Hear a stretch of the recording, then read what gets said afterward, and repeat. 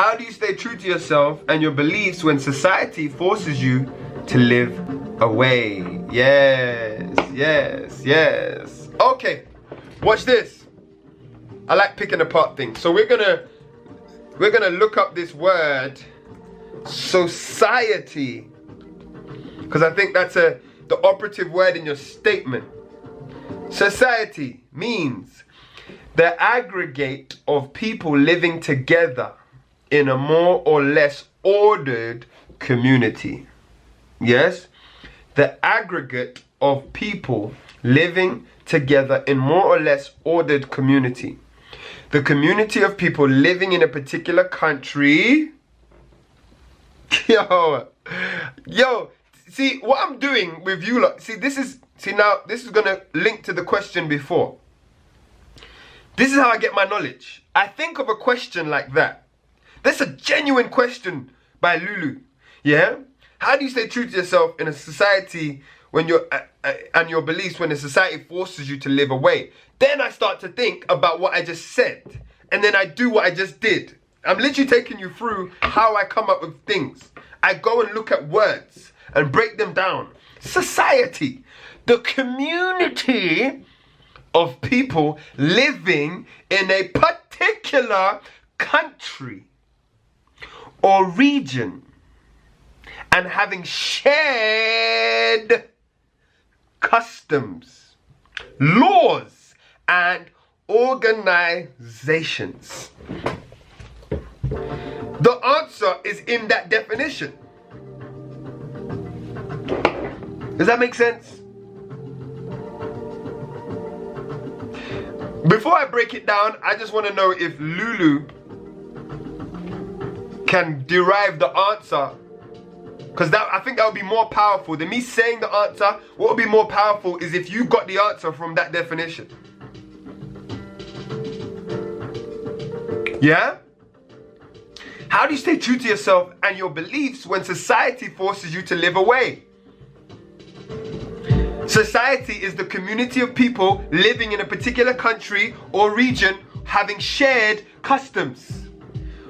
Yes? So what you realize is you don't share the customs of the society.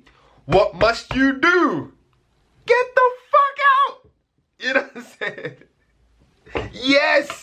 You move! You move!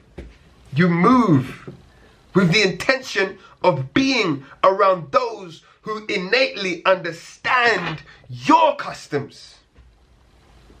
Yes? And it's not, also moving is a very physical thing. But what you got to understand is, yes? What you got to understand is, it's about yourself. Yes? Meaning, like, there's some things, see, some parts of your customs don't fit in with the UK, for example, yes? And your beliefs, yes? But if you come to Africa and you realize that there are other things about your customs and beliefs that are challenged in Africa. Does that make sense? You know when they say you can't serve two masters?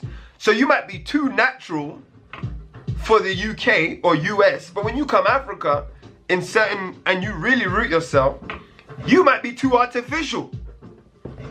And you have to go through a system of reprogramming your artificial self back to nature. This is what we're talking about. This is how you stay true. So how I've done it, the first thing I did, I grew up on the ends, and where my closest friends as a child grew up and, got into gang life and stuff.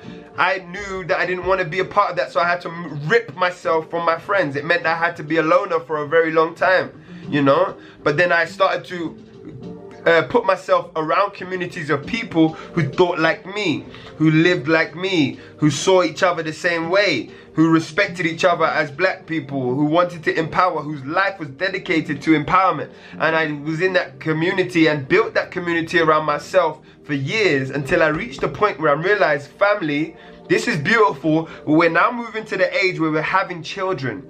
And I don't think that, the meetups and the connections that we have and the collaboration that we're doing is beautiful, but I don't think it's enough to build a nation on. It's not enough to change our children's lives. And I refuse to be another generation of righteous people who fuck up their children with knowledge and no substance to build on that knowledge. Hence, I moved to Africa. Yes, I've moved to Africa.